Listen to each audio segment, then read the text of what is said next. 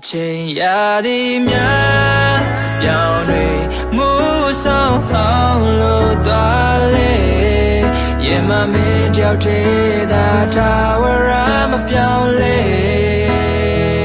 ရှင်တန်ချိန်ခရီးဘယ်လောက်ဖြစ်ဖြစ်ကိုမြဲဆောင်ကြ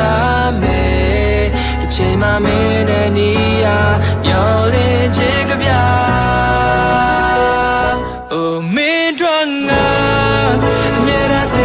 ရှိနေသူပါမင်းတို့ငါ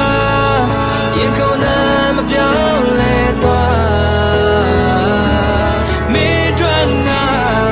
ကဘာလို့ကားရဲ့ရှင်တန်နေတာမင်းတို့ဆုံးငါရာအလုံး stable